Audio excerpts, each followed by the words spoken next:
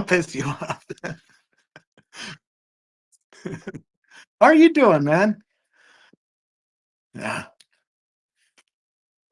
It's an exciting time in AI, man. The world is just speeding up every day. Every week it's more and more and more. It's crazy.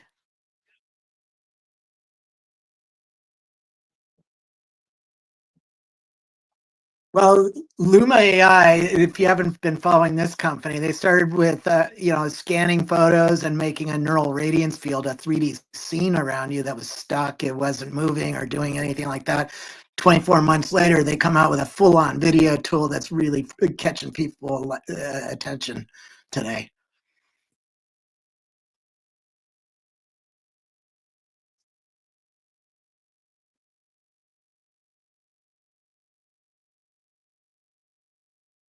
I'm well, man. How are you doing? It might be my first time in AI amateurs. I'm not sure. Um, I'm not sure. I can't remember. So many great spaces. Um, yeah, I think I have a question. It's kind of a question comment uh for anybody, but what I see, happening pretty soon is when you have it doesn't need to be like a humanoid, but AI is going to be able to um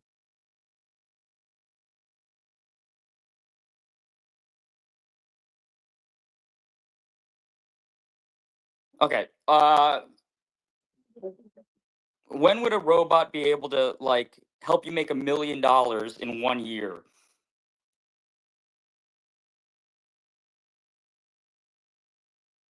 All right, let's see. A human that maybe costs $100,000 to hire in a warehouse or something like that. Well, it takes maybe 3 years for that human to get to pay back what's going on. So, you know, first of all, when are we going to get humanoid robots that we can buy to put in our warehouse?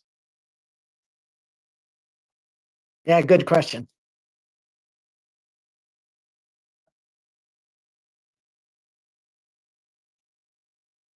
I'm still going with 2027. I'm often wrong with dates. I mean, Siri slipped because it was on my show a couple months. It could be 2028, could be 2029, it could be 2025, right? It could be next year that we start seeing various Optimus getting sold. But I assume it's 2027-ish. And then how soon is it going to be ready for my brother to put him in a bar or something like that? 2029. And then, how much does my brother's workers who are getting paid, 50 grand a year, how soon will, let's say, a $50,000 Optimus do the same kind of job and make $1 million? That's a little bit harder of one, a little down the road, but not far.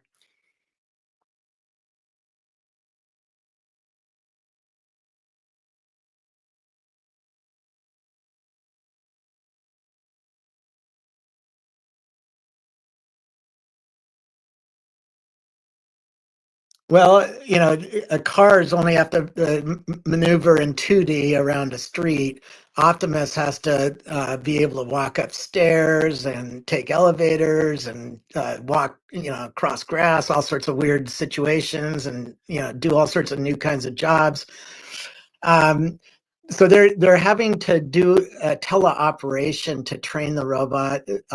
They're putting their workers in VR headsets. We got a little taste of this at We Robot at the Tesla event, where we were talking to the Optimus, and yeah, it was walking with AI and moving with AI, but there was a human somewhere pushing the buttons and maybe pouring a drink for you and stuff like that. And they're using I've toured a teleoperation uh, organization at a giant AI robot company, which is gone now, but they were making a half humanoid robot. And they had dozens of workers in VR headsets that were teleoperating into a robot. In other words, embodying themselves in the robot and grabbing a thing or putting a thing in a thing or, doing work and teaching the AI how to do that. They would do it over and over and over again to train the AI models that they were building something to be able to move their hands in 3D and grasp things and point at the, do things with in the real world. So that's a little different than the way Tesla robots or Tesla cars were trained, but very fairly, yeah, we weren't seeing a lot of teleoperation of cars. So I guess that's the biggest way is teleoperation of training of the robot to work in 3D and do things in the real world.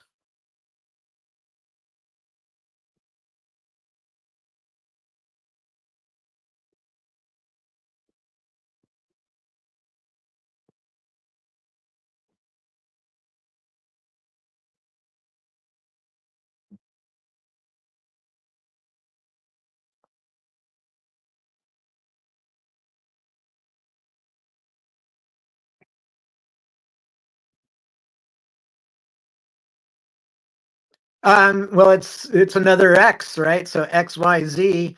Uh, uh, Tesla is X and Y, right? So you're adding a third variable to the equation, like just grabbing something off your table and moving it is moving in 3D on the Z axis, right? And being able to put it down. So it's at least 30% harder. But when you add that extra one, you're actually probably multiplying it by three. So 3 times harder.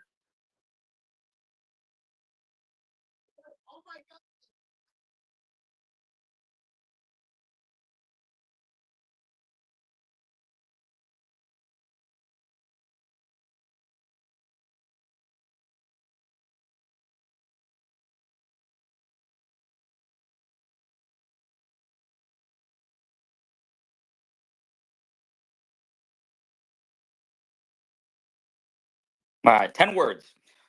All right, I'll try to get close. All right, so what do you think? What do you think? You're very good. You're a very good host, Robert.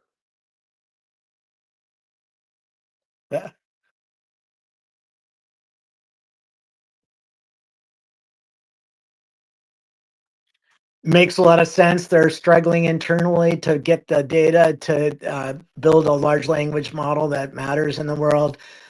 They have a lot of data at Amazon, but not as much data as like a Google or an Anthropic or an OpenAI. Um, it's a significant investment. I'm really excited about what Amazon's finally starting to wake up to and do because they have so much. They have so many robots running their warehouses. They have 1 million robots in each of their warehouses. How many warehouses do they have around the United States or around the world? Dozens, right? So they're going to be a major player. They also are the only thing that drives around my street, other than Tesla.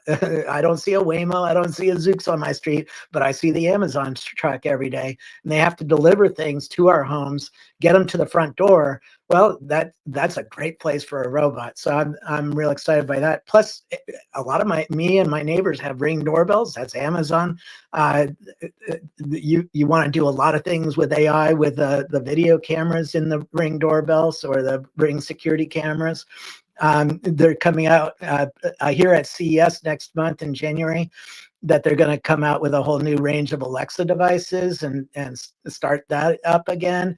Alexa was built on old AI that's very inflexible, sort of like Siri was built on old AI and very inflexible. So it'll be interesting to see how they start rolling out large language models into their products and services.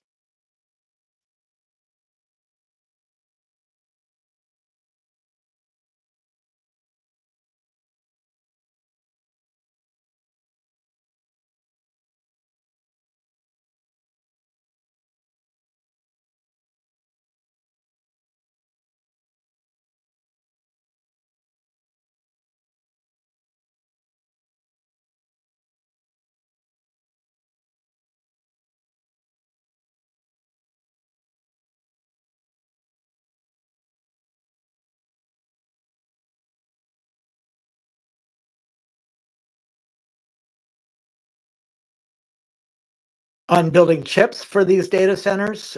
Instead of buying 100,000 NVIDIA cards and putting that in a data center, they are doing a lot of chip design. I think down in Texas, there was just a Bloomberg article on that last night or this morning. And so they're gassing up silicon design. They're going to try to build their own AI inferencing and their own AI model building chip to defray the costs of buying NVIDIA and to make your prediction of NVIDIA shorting. You've been outspoken the last week on that NVIDIA should be going down because it'll see new competitors. Well, this is a significant new potential competitor.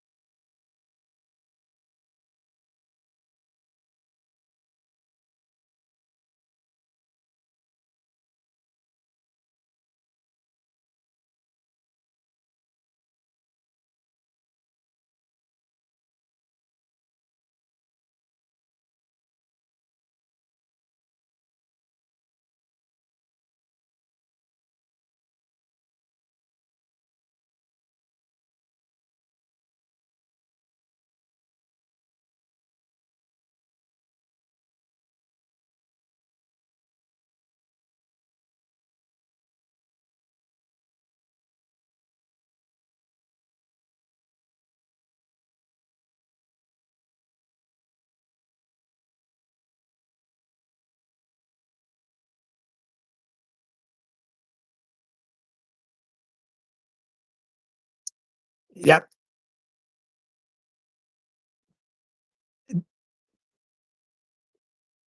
It's a big deal. I was talking to Walmart's AI team and Shopify's AI team and Airbnb's AI team. All those three companies are gassing up to get ready, well, to build systems to start mining the petabytes of data that are coursing through their veins.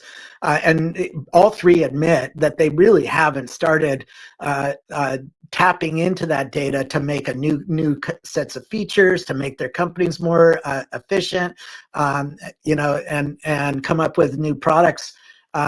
This is just getting started, so I'm real excited by what Amazon's doing. I am a shareholder in Amazon. I'm a long-term shareholder, and I'm holding because they have the cheapest way to get a product from a factory to your front door than anybody else. And if they start using AI and robots, I can see lots of ways for them to make their business more efficient and bring new kinds of features to consumers around America and around the world.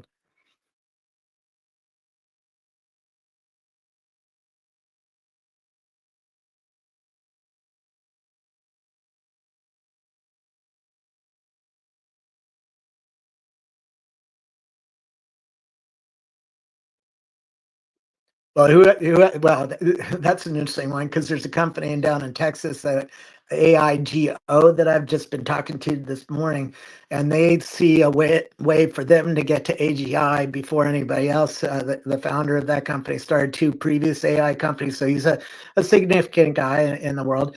And he believes that by using techniques that our human brain is using to learn, that he can teach an AI much more efficiently than the models that are being built by these big companies today. So you might see a small upstart come out of nowhere like this new company and become significant in 2 years. It's sort of funny. Luma AI is the news that caught my attention this morning. That company was shunned by investors. I took it around to a bunch of investors and they just didn't believe in it. They said, oh, this company can only do little blurry neural radiance fields. And today it's doing a dramatically better job, a new kind of thing. That could be true of a new startup that we haven't even heard of before.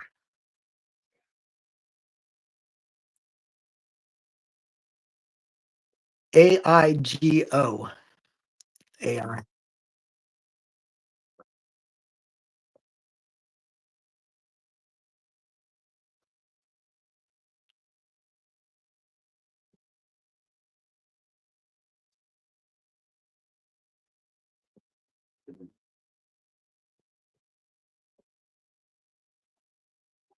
Oh yeah, they have their corporate strategy is Omniverse, which is a digital twin to rule them all. Developers could build autonomous cars on top of that, robots, virtual beings inside holodecks, right? Virtual 3D movies that come out around that are built around you. Hollywood has a company called Corto AI coming out of USC Film School that is going to be a dramatic player next year. They know everything about human beings and they know everything that's in a movie, and they're going to be building custom movies for people, personalized movies that are going to be pretty significant. And so you're starting to see, I mean, it's just crazy. This is the craziest thing world I've ever seen. I've studied innovation and new startups. I mean, the fact that I have 5,800 AI companies on my list here on X is just insane. And I added like 5 today alone.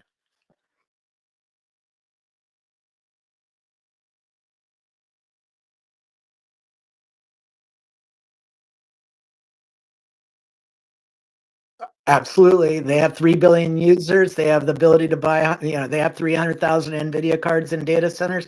That's a significant move. By the way, back to Amazon. If they're building their own chips and they're building their own data centers, AWS is how most of the world is running now, right? I used to work at Rackspace, a competitor of AWS, a cloud computing provider, but AWS is used by so many businesses, and you can rent space on an NVIDIA card in an AWS data center right now, or a bunch of NVIDIA cards. And so that's one reason Amazon's so important. If they can come out with a chip that competes with NVIDIA in the data center at AWS, that is really significant.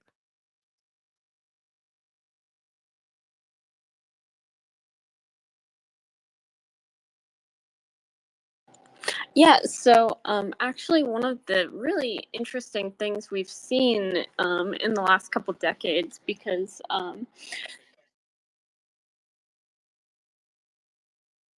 okay, uh, hmm. What challenges do you see Meta facing with their competitors?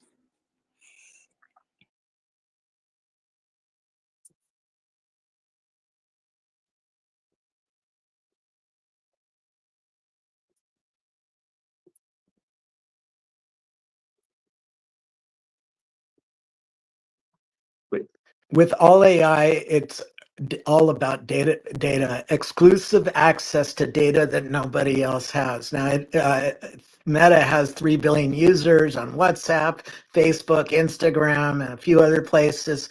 And that's real significant. But just the photos, Instagram, out of live photos being uploaded today, 8 out of 10 of them are being uploaded to Instagram. So they could bring out a new kind of camera. They could bring out new kinds of features for Instagram for a long, long time because of their data set that they have access to. It's a very different data set than XAI has access to, right? And so I would expect them to use that data set to bring new kinds of things to consumers and businesses that others can't match because they don't have access to the Instagram data feed. Challenges for Meta, you know, it, we're heading toward a world where we don't have 100 apps on our phones. We're heading toward a world where, I mean, let's go further. We're heading toward a world where we're talking to a robot in our homes. And once you invite a robot into your home, whether it's Optimus or Figure or somebody else or some Chinese company, um, you're not going to change the base OS on that robot unless you're a real nerd like Omar or something like that, right? And so that robot is going to control everything in your home and all of your brands. And so if I was a strategist at Meta, I would be like, oh shit, I don't have the data set that Amazon has. I might have the news infrastructure that X has, but I really don't have the news discussion that X has. And I certainly don't have access to a transportation as a service network like what Tesla's about to bring on. Real world data. So I would say the challenges is they have to expand their data set to to be able to be competitive with the other players on the market that are out there. Awesome. Thank you.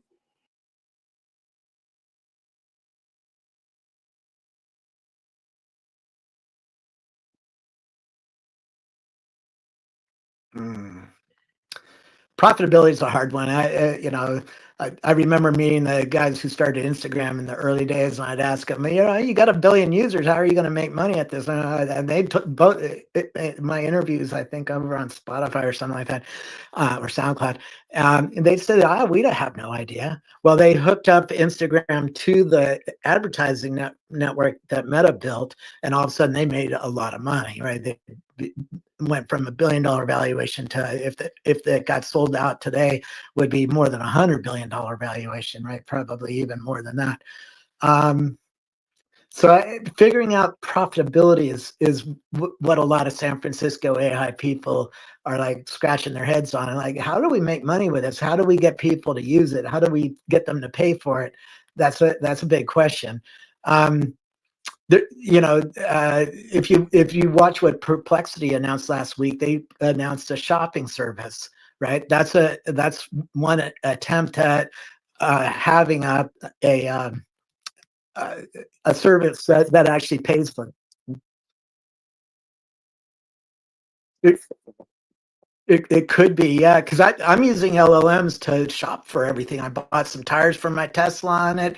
I get restaurants on it. I learn about trains that I would take across Europe on it. I buy clothes on it, right? I start talking to the chat GPT about, what kind of clothes, or talk to Perplexity or whatever about clothes or anything you need in your world, a new TV or right.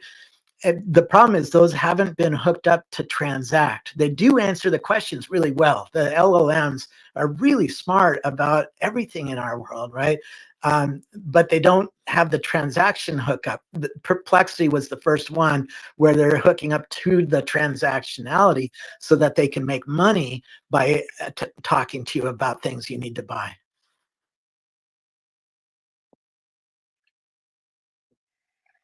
What advantage, if any, does Microsoft have in the AI space? Because I have a hard time understanding their long-term strategy. Thank you. Yep, they have the biggest data centers in the business. They're a mile long, a million square feet. This is freaking insane. They're going to war with AWS, trying to rent that out to businesses, and they're obviously a major partner of OpenAI company. That's one way to look at them. But they have, I think, 12 or $14 billion business. There's so many businesses at Microsoft that make a lot of money that we forget about. Dynamics runs supply chains over in China. You have Office, of course, Xbox, all sorts of different businesses. Most of them are enterprise-based businesses. And Microsoft is bolting on AI right now onto all their products, so that you're seeing AI show up on every product. They just turned on last week new AI agent capabilities, so you can prompt to Azure and get a whole bunch of agents spun up to do all sorts of different things in your business or in your lives. And so, they're not going away, not quick at least. I don't see them being disrupted at that level. There's nobody coming along trying to take Dynamics business away from Microsoft, for instance, right? So that's a couple answers. The data center business is one that's significant. The investments in OpenAI is one, and then they're bolting on of AI to all their products is one. It'll be interesting to see when they come out with AI native products that are completely built around AI. When do they bring an operating system that is completely AI, not bolted on top of Windows?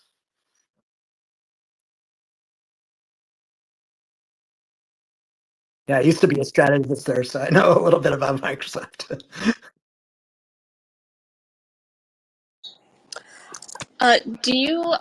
What do you foresee as far as AIs violating people's like basic human rights or undermining critical thinking and legal implications of that? Because we're scanning right now for AIs that violate rights of users and developing criteria for constitutional infringement.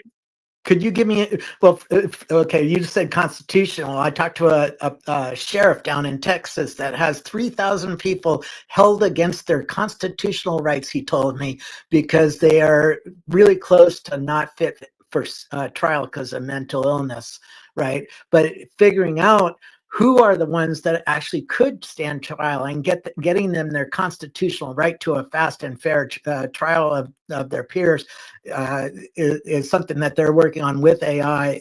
My psychiatrist is using this. My psychiatrist built a tool that listens to her talk to me or talk to hundreds of her patients, and it writes highly detailed scientific notes as we're talking.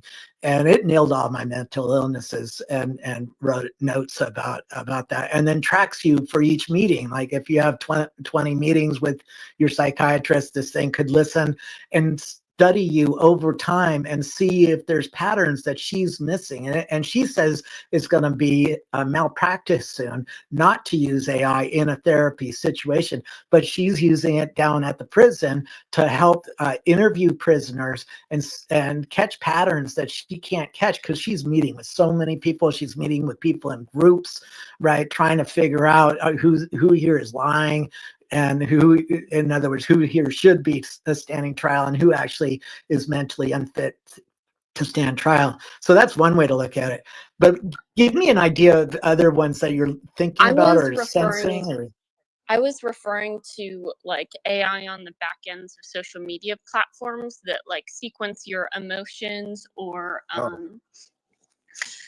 sequence your cognition or intentionally build motivations into your social media to like inadvertently manufacture mental disorders without like realizing it. Because obviously if the AI on the back end of a social media platform is intending to do one thing and inadvertently, you know, we saw in the 2010s some of the platforms at that time incorrectly modeled like computer empathy on the feeds of social media platforms and ended up incentivizing like depression and things like that. I was just wondering what your thoughts on that stuff were.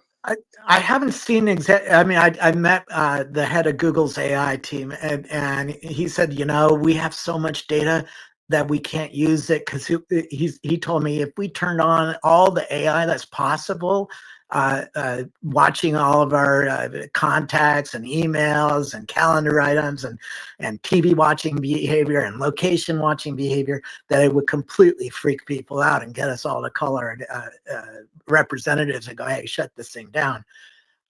So I don't have good examples of where it's gone rogue or done something untoward. I mean, if something like that happened, you would see people on X talk about it instantly. Oh my God, look at what Google just did, right? And that would cause a lot of problems for them in PR and in legislation. But it's something I'm watching for sure. And the capabilities are there, right? Because we already have AIs like Hume. AI that can recognize your emotion. I mean, if I'm yelling at Yaman, it could go, he's a little angry today, right? And put that in my dossier, my little vector database. Google Gemini is remembering things about you now. You know, if you tell it you like pepperoni pizza, it can remember that. So the next time you're talking about pizza with it, it can have a better conversation with you and doesn't start from fresh, right? It's a big problem. I don't have a good answer.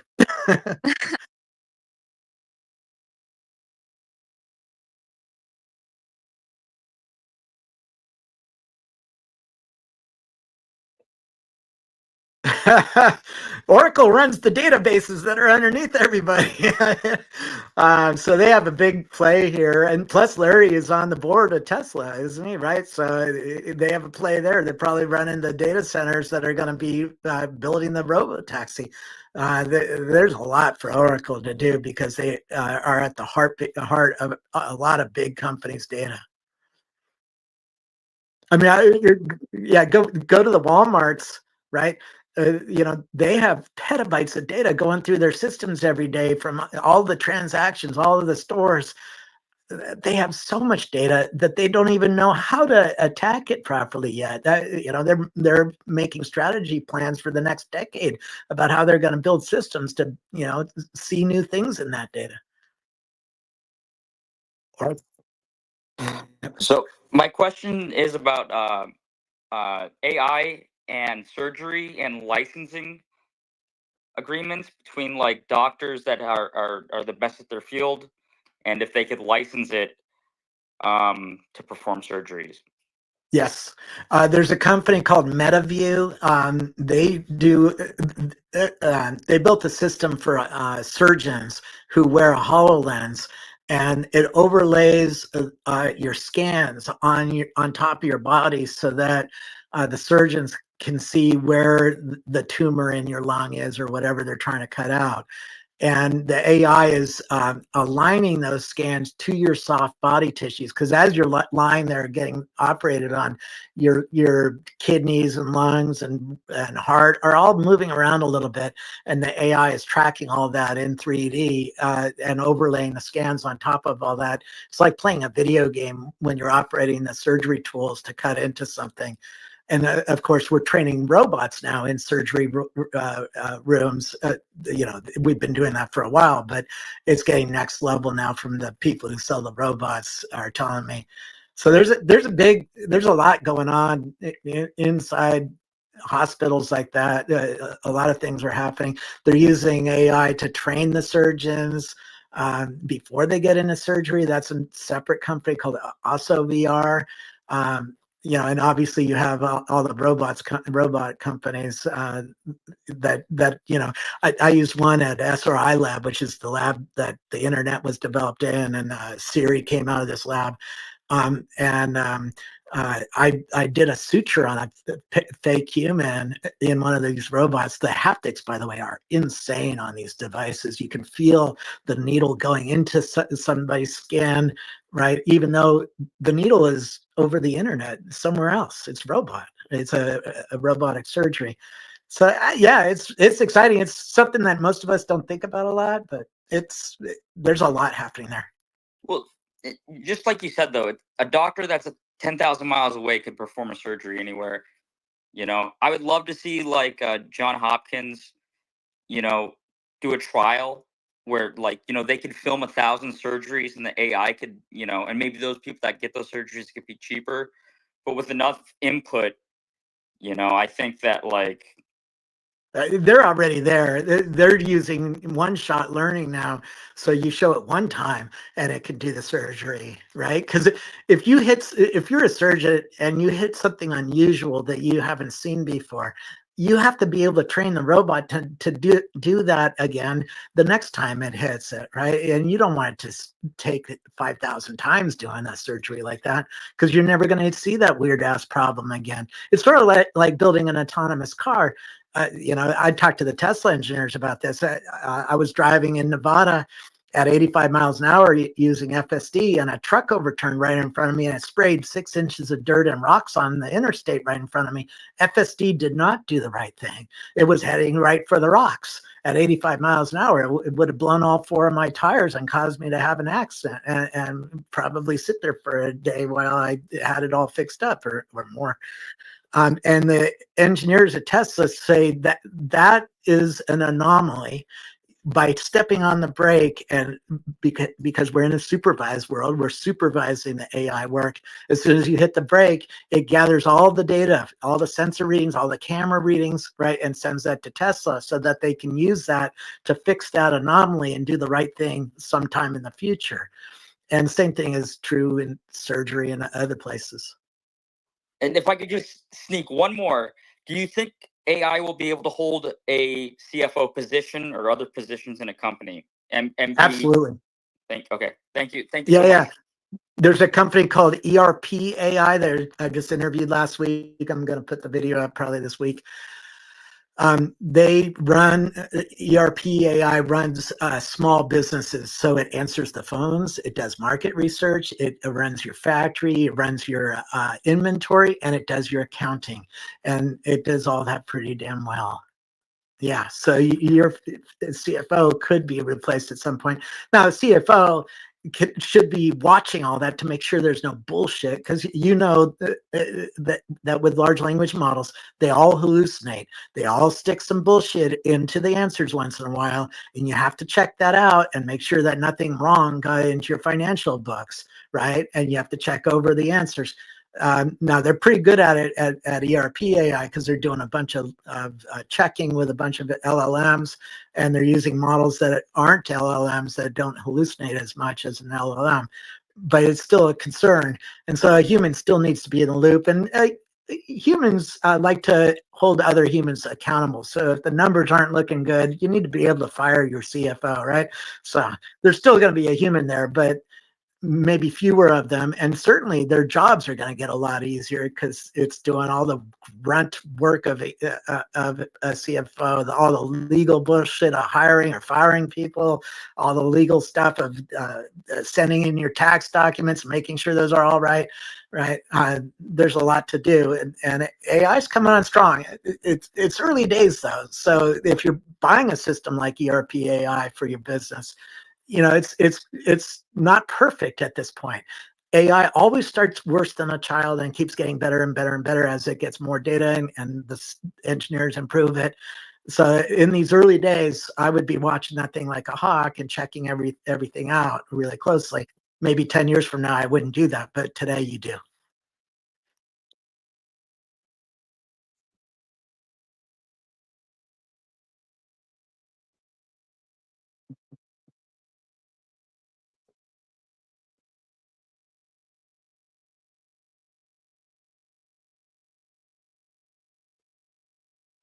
Yeah.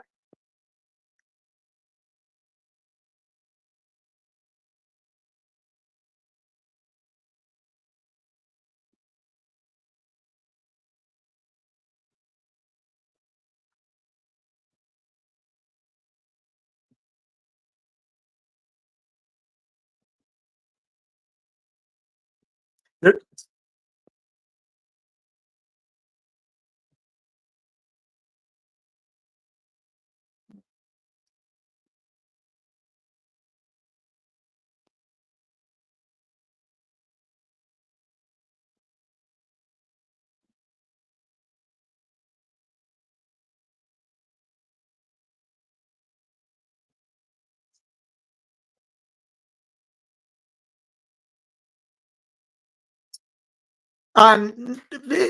yes, in one way, and no in another. Yes, I want to make sure. I want to see the AI industry get the breakthroughs that gets them to the next level, gets us to AGI. And I'm talking to companies who are working at that. But there's so much to do. I mean, Grok, for instance. I talked to Grok about, can I unfollow Yaman on X.com? It's not hooked up to that, so I can't do that.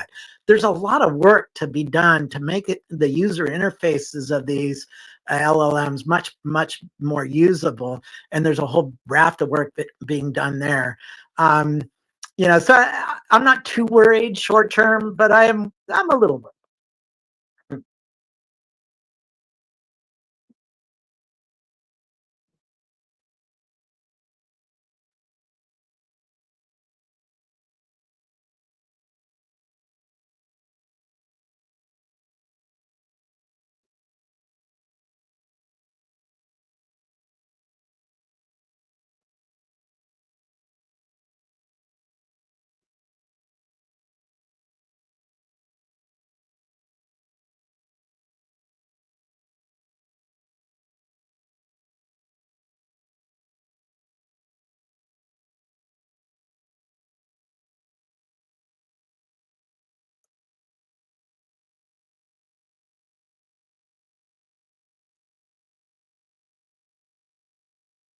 I, I, I I think they're all right. The models, uh, reasoning and planning on these models is not good. You start asking it math questions, it starts breaking apart here and there. Even something simple like I was just at an AI poker game, and one of the guys was telling me, every year for my friend, or every time there's an election for my friends, I do a spreadsheet of all the. I'm tr- I'm tr- I'm no. You already made 4% on your short. Come on, man. Is there a major blockage that's going to keep this industry from moving forward? No, but on model building, there might be for a bit, for a year. You know, they might have to work to come up with a breakthrough. So, you know, yeah, I'm a little worried about it. An answer, yes, I'm a little worried about it, but there's so much other stuff to do for the next year to make the customer life better and integrate them into businesses and do user interfaces and hook them up to hookx.ai up to my follower feed so I can unfollow people by talking to Grok. That does not require a better model. It understands what I'm trying to tell it. It just isn't hooked up yet. There's a lot of work to be done. So, you know, I mean, look at Walmart's team.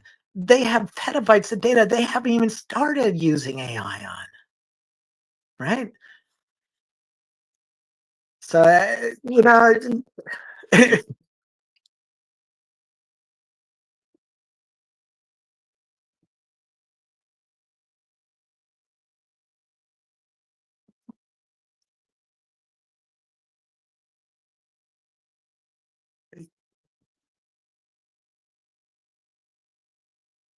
uh, Moore's law.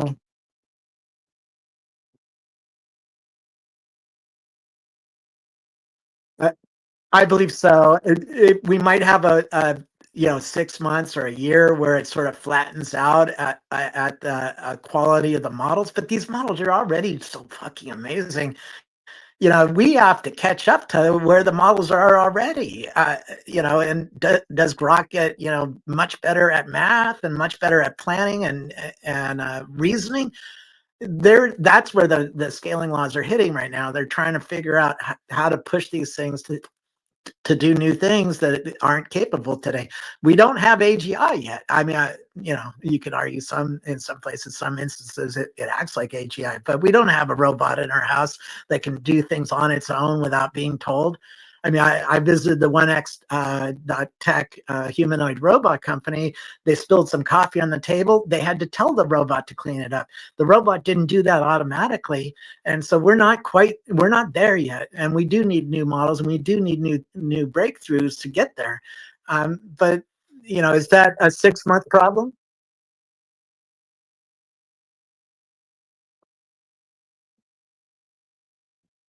No, but that's a whole different question.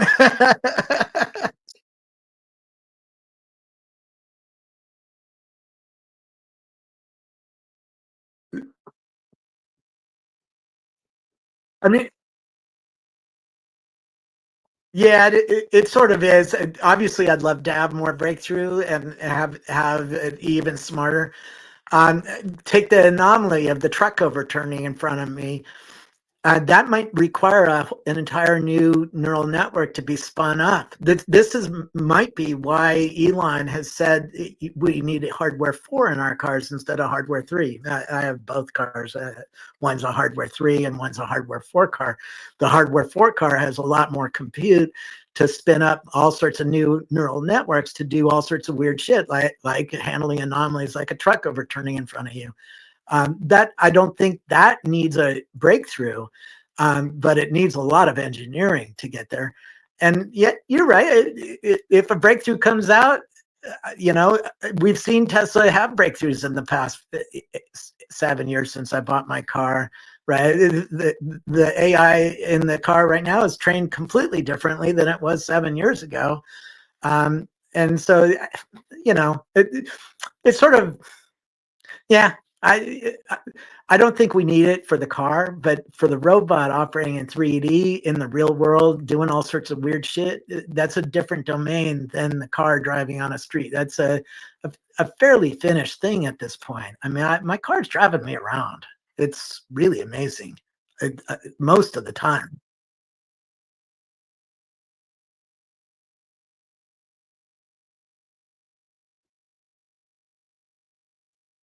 Yeah, I totally believe that. Yes.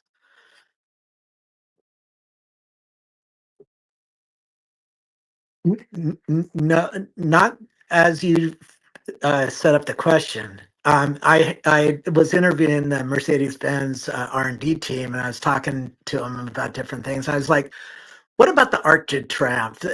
If you're in Paris, there's a roundabout around the Arc de Triomphe. I think it has 6 lanes. It has a lot of complexity. You have to go from the outside lane to inside lane, and you could get hit. It's very chaotic, very hard to handle. And I said, how are you going to handle all of this?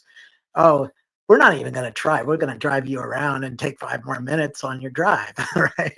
So that's a geofence, but it's a different kind of geofence than you laid out, which is a citywide geofence. It could geofence a certain kind of situation where the system itself recognizes there's a safety problem of taking an autonomous car into it and drive you around it. And by the way, the insurance companies have a rating for every street in America. How safe is each street? So they already have some data of which streets are going to be troublesome for an autonomous car to drive down. It's troublesome for a human to drive down some streets, right? And so they might punt and say, sorry, we can't take you on your ride because you're trying to go down a street that's really hard to drive on, right?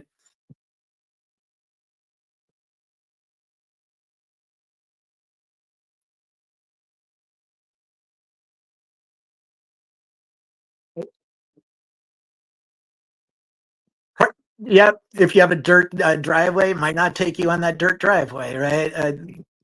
Bingo.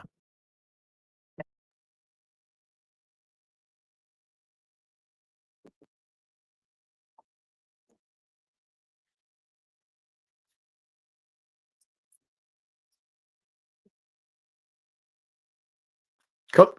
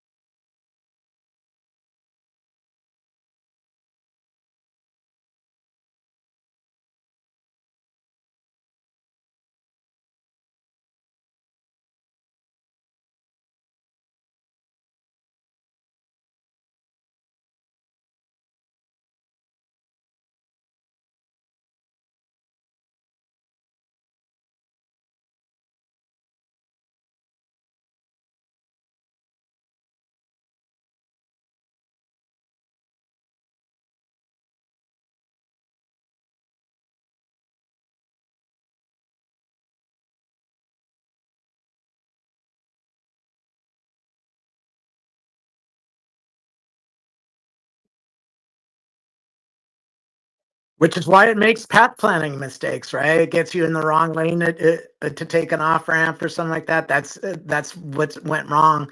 It didn't have a lot of time to think and made a wrong decision.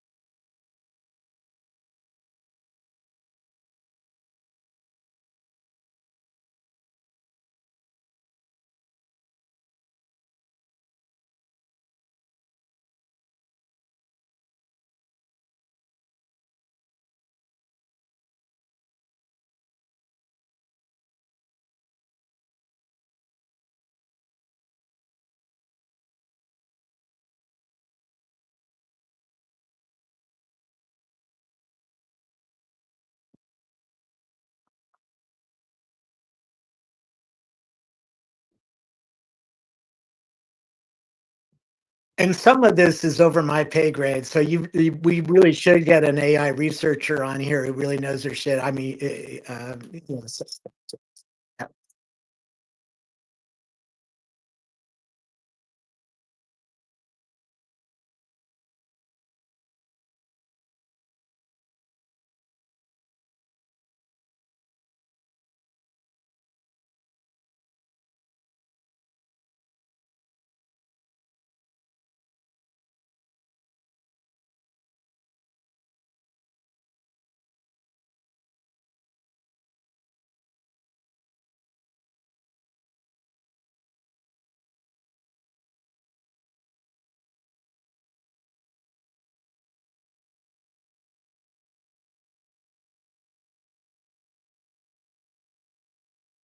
Yeah, so I just wanted to touch on all the points you just covered and the reason why they're looking at probability matrices or and the cloud, any kind of cloud interaction with AI.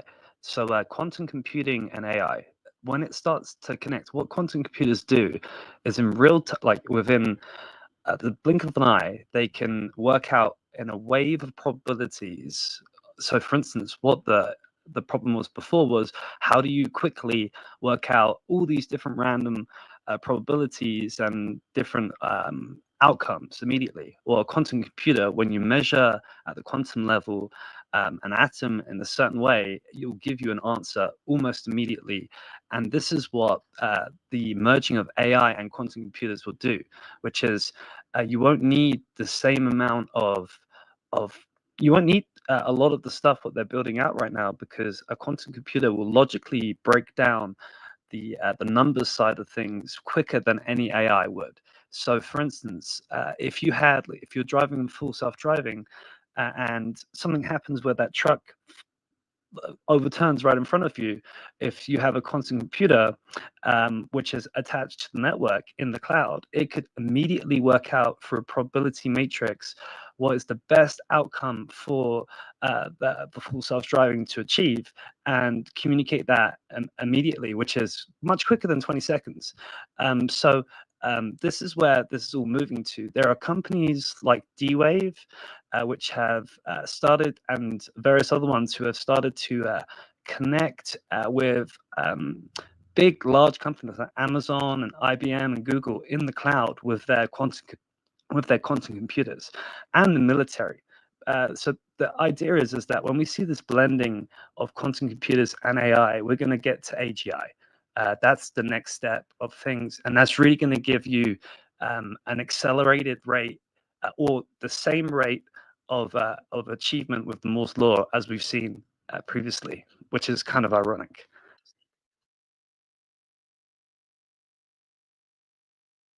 I think it's intriguing and it's worth considering. Does it come down to the retail level? We have so much work to be done. I've covered that. It's something to worry about, and particularly if we want a robot in our homes or augmented reality or AI-driven glasses that have a virtual being that you're talking to. Right now, on the way to the party last week I was chatting up a storm with ChatGPT about how to play poker, and it was pretty good at that kind of thing. But it doesn't do well at other kinds of things, like it can't recognize multiple people talking to it, right? I just interviewed a company that's doing that and building a new voice to text system that really is next level and recognizes multiple voices. There's a lot going on, so it's hard to see how that scale, even if we are hitting a scaling wall. I think it's accurate. I'm following 25,000 people in the AI research business here on X. I'm following 6,000 over on Blue Sky already in 2 weeks. It's crazy. And they're mostly AI researchers, and they all say there's a little scaling world problem. We'll see how that all plays out at the retail level. It's really interesting fodder for talking to a bunch of AI researchers, though.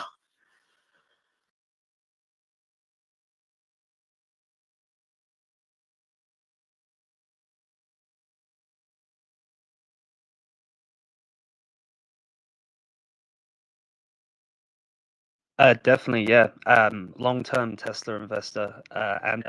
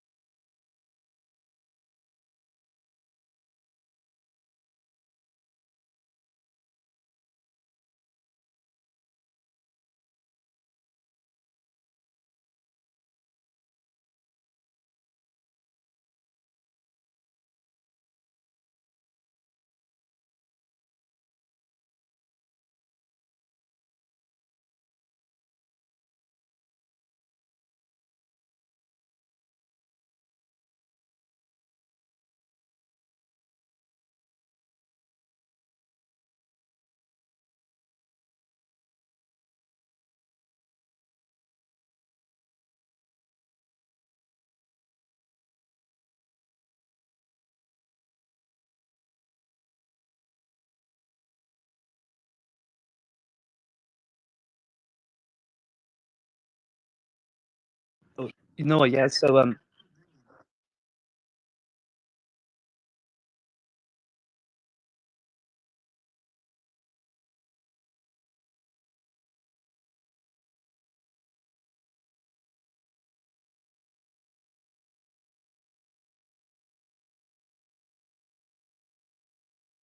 I will never divest from my Tesla investment, but I would like Elon to start investing in quantum computers. Yeah.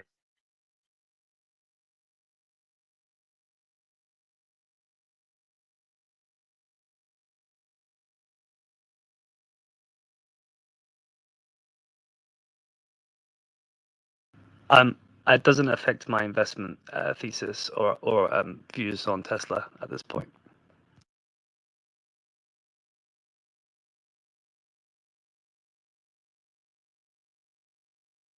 It does not.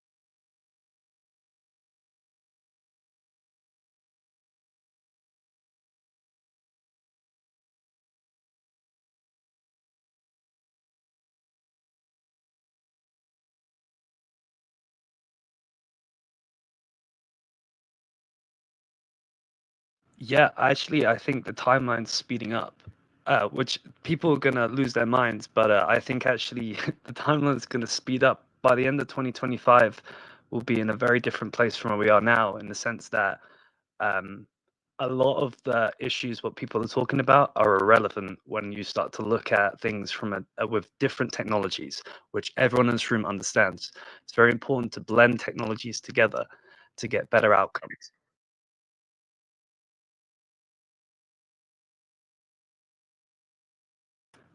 Technically, yes, the timeline is going to accelerate because the technologies around it are going to be improved.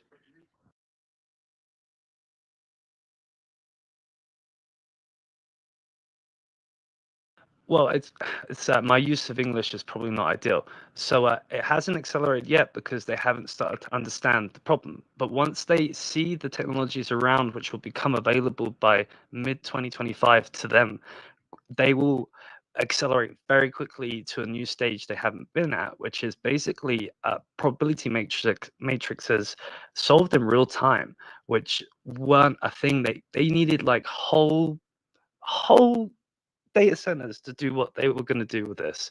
They don't need that anymore. It's the size of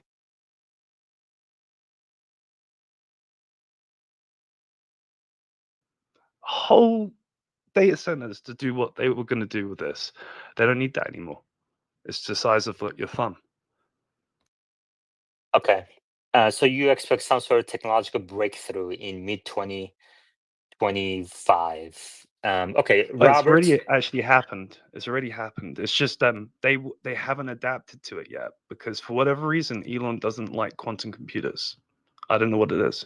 Okay, Robert. Straight line. Some days were worse, some days were better, right? But you could see the trend line over time. Like, oh, we're probably going to be able to ship in August. Well, sometimes that turned into October because it didn't quite get there according to the bug chart, right? And same thing is true in AI. We're seeing a speed up. I mean, I've been on FSD for since 2018, and it's certainly speeding up. But we're heading into a very dangerous area where it's going to fool our users to thinking it's so good that they're going to stop paying attention to the road, and that's going to be the trouble. That if it still has an error or two here and there and kills somebody, that's nasty, and it will. That's a nasty PR problem and a legal problem, right? So I think the teams legally are slowing down. I think that's why we haven't seen an update in a few weeks, because they know they're heading into this dangerous area where the humans are changing their behavior because FSD is getting so good. It's still speeding up, but it might take another year to get out. So, does it come out next year supervised, or does it come out in 2026? We can make some coffee bets and see who's right, and who's good at reading the tea leaves the best. But I look at the speed and the slope of the bug count, and the bug count is certainly going down. Okay, Lumi, you mentioned so you're a fan of quantum computing, and Elon is not a fan. You said, why do you think Elon is not a fan? All right, he didn't need to be a fan. So it was very expensive, and they're very delicate computers, right? And if for instance, if a truck gets too close or anything walks past it, they kind of go off. But the technology has moved so rapidly in the last 8 years, and the biggest players used to be IBM, Google, Microsoft, but not to the same extent. And now a lot of these other companies are coming in with very unique algorithms and different ways to run things, and then they're connecting to the cloud. And this is where it's getting very interesting, because basically that's like a layer of technology where before it was very like incumbent and very like it wasn't worth researching for Elon. It just wasn't it wasn't needed. But now if you can get that service eventually at a reasonable price, and then blend that with his AI clusters, which he's created, it's actually produces something which he's desired massively. And that's why timing is everything in life. That's the best way to put it. Okay. Did you just tell Yam in the shorts, NVIDIA? Just 1 second. Indeed. Lumi, so you're talking that Tesla cars on the inference side need to have quantum computing to achieve FSD robotaxis. Is that what you're saying? 100%. Yeah. And also. Okay. So hold on 1 second. Hold on. So I really need to dig into this bit by bit. So we have to keep it very succinct. So you said 100%, and Robert gave a thumbs down. So let's go to Robert. Robert, so what do you disagree with here? I totally could see wanting quantum computing in a data center to build a very small and very efficient and very accurate model that could build a model that can be instanced in our current Tesla technology. I don't see a quantum computing, computer coming along that will run in our cars. I totally see that in a data center. Okay, so Lumi is saying it's necessary on inference side. Robert is saying he can see it on training side, but not on inference side. Lumi, go ahead. Not from a safety point of view, just from like a game theory point of view, it will manage the Tesla fleet in real time efficiently. It can do all the like computations that AI can't do in real time with all the data. So it's actually going to be very useful just in the back end of things. But when it comes to safety for unique situations, it could be like nothing ever seen before because it can mine a data set and get to a problem quicker than AI would. Okay. All right, I'm going to look into this and we can continue next time. Robert? One question I would have for the Tesla engineers today is why are they not turning on the latest FSD on at least on the hardware for fleet? They just are updating Cybertrucks right now. I'm watching people downloading a new build right now, but very small percentage of the fleet has that new software. Why are they not rolling it out instantly to everybody? And I have a feeling it's their ingestion process that they can't handle all the data that the new builds are giving them, and they're going a little bit slow on the engineering and making sure that they can ingest all that new data, like these anomalies that happened to me, a truck overturning on the freeway. When they do turn it on fleet-wide, then I'll know that they've solved a lot of problems of ingestion of new data, and quantum might be needed there. I don't know. I don't believe it is, but it certainly is something I think I would, if I was an engineer at Tesla, I'd be visiting a lot of quantum computing companies and thinking through what I would be pitching Elon for $1 billion investment or something. I mean, like I can definitely see Elon not being interested in this right away because, especially on the inference side, because you're kind of obsoleting your 7 million vehicles on the roads if you say we need quantum computing on the inference side. On the training side, maybe I can see that down the line, but it has to be kind of proven, and maybe Lumi's ahead of the curve here. I'm going to look into this and we can discuss next week. Okay, I think in a 1 hour discussion for AI amateurs, very good. Robert, thank you so much for joining us very early on from the beginning so that we had a full hour of discussions. We hit a bunch of different topics and it was very informative for me. So I really appreciate you being here and hope to see you again next Monday, Robert. Absolutely. It's on my calendar. All right. Thank you very much, everybody. I'll chat with you all next time. Take care. Love.